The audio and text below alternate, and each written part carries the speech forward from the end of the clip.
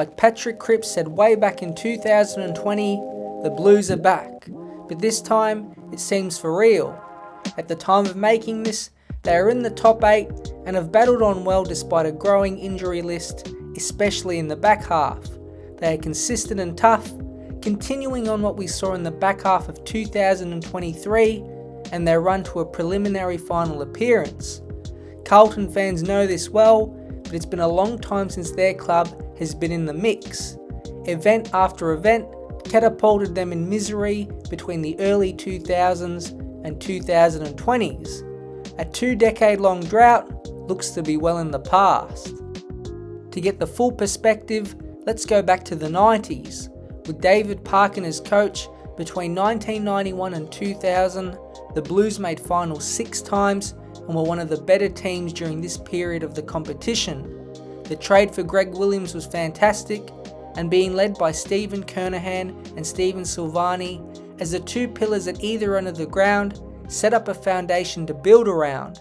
1995 was the highlight season, as Carlton were the first team to win 20 games in the home and away campaign, easily beating Geelong in that season's grand final.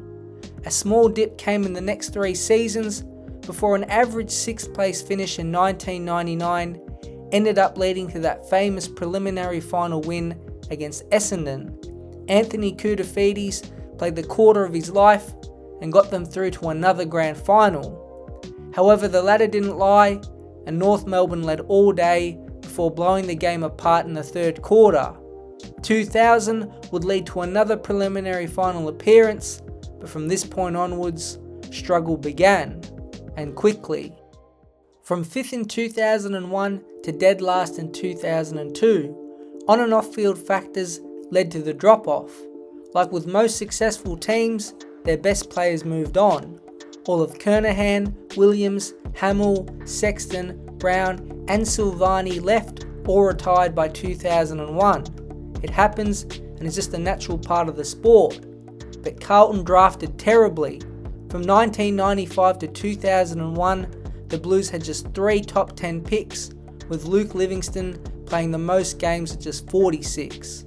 Besides Brendan Favola, pick 38 in 1998, Lance Whitnell, a father-son pick in 1996, and Ryan Houlihan, pick 73 in 1999, no other players taken in the national draft reached 200 games for the club in this period of time.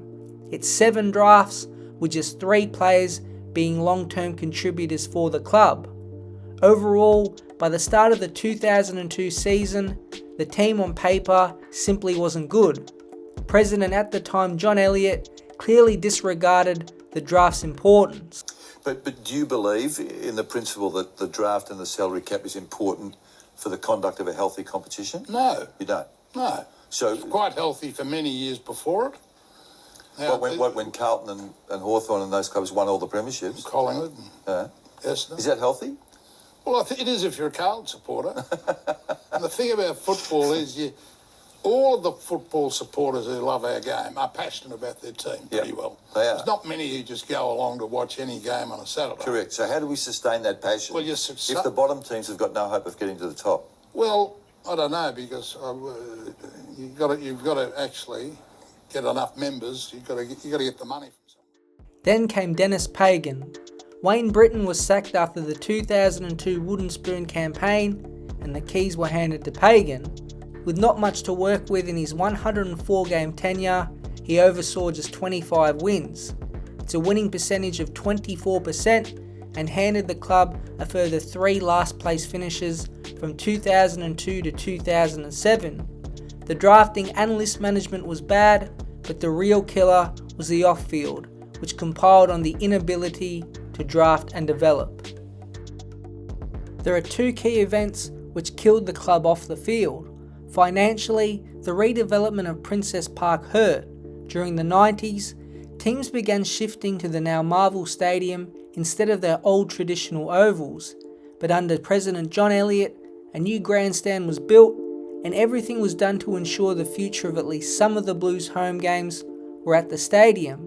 It was expensive, and paired with the troubles on field and decreasing membership, by the early 2000s, operating costs were now in the red. The last time a home and away game was played at Princess Park was in the 2005 season, and it was a key reason President John Elliott was replaced by Ian Collins after 2002. It just happened that Collins was the CEO of the then Dockland Stadium, where Carlton now play home matches. But it was the salary cap breach that was the massive turning point. It was the nail in the Blues' coffin. At the end of that horrid 2002 season, the AFL publicly revealed they had discovered and found Carlton guilty of deliberately breaching the salary cap. This was by under-the-table payments to players including Craig Bradley, Stephen Silvani, Fraser Brown and Stephen O'Reilly. The AFL gave out no warning or minor punishment. This was the most serious salary cap breach in the competition, and the punishment matched. In total, the club was fined $930,000, a huge financial penalty that compounded the other financial issues at the time. Furthermore, they lost pick 1, 2, 31 and 34 from the 2002 draft, all of their 2003 pre-season draft selections, and their first and second round pick in the 2003 draft. The AFL also found no players guilty of wrongdoing. The salary cheating was squarely on President John Elliott and directors Wes Lofts, Kevin Hall and Barry Stone. In the following years, Carlton had to borrow money from the AFL to stay afloat, while all those directors just mentioned were kicked out the club at the 2002 Carlton elections. But bad times don't last forever. 2007 saw a fresh face come in the form of an ex-player. Brett Ratten was appointed Carlton's new senior coach. Pagan did all he could, but perhaps time had passed him. Ratten did go 0-6 as a caretaker coach, but the improvement was large in 2008. They won 10 games, finishing 11th. Then in 2009, they finally made it back to the final series. They did lose by 7 points to Brisbane at the Gabba, but at least it was a step in the right direction. They did have some good players on their list, and their drafting at least gave them a chance to win more games again. From 2005 to 2009, key players through the mid-2010s were acquired.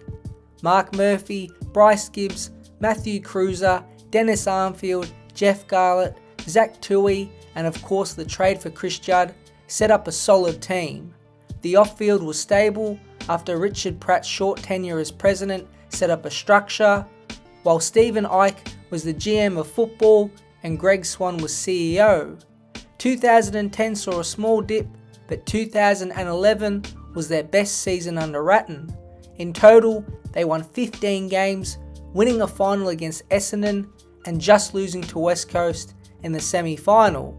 But the reality was, the group they had assembled wasn't quite good enough. 2012 saw them break even at 11-11. This is where it all went bad again. Perhaps the club thought the list was better than reality because they went out to land a big fish. The big announcement from Carlton not so long ago, they have appointed Mick Malthouse to the position of head coach on a 3-year deal. So no great secret. Everyone pretty much knew it was coming, but now the deal is done. Let's take a listen to what some of Malthouse had to say just a short time ago. It does give me a great sense of honour to be given the opportunity to coach this famous club. Terrific players, terrific people right throughout history. The generation of players taken and built upon from the mid-2000s fell off quick. Like Pagan, Malthouse couldn't do much more with them. They made the finals in 2013 because of Essendon and did upset Richmond. But it fell away quickly as they went 7-14 in 2014 and then began 2015 just 1-7 with rumours of disharmony strife. Malthouse was sacked with tension between him and President Mark Lagoudichet boiling over. Back to the rebuild again. From 2016 to 2021, it was as painful as ever. It was a second attempt at a full rebuild since 2012. Brendan Bolton was now in charge, but no amount of smiling could change the fact this would be a long transition. They got worse every year until 2019 when they sat with 1 win and 10 losses. 3.5 seasons under Bolton with a winning percentage barely above 20%. It comes with the full rebuild territory. Behind the scenes, they did get good players. 2013 saw them draft now captain Patrick Cripps. The 2015 draft saw Jacob Wiedering, Harry Mackay and Charlie Curnow all join the club, which is pretty good for a draft, and it was needed as 2016 and 2017 brought in no other star players. It's probably why 2018 and 2019 didn't see that growth. Just 2 bad drafts can have a big impact. David Teague then took over as caretaker, saving the Blues from a last place finish in 2019. And guess what? He got the job. He also lost it by the end of 2021.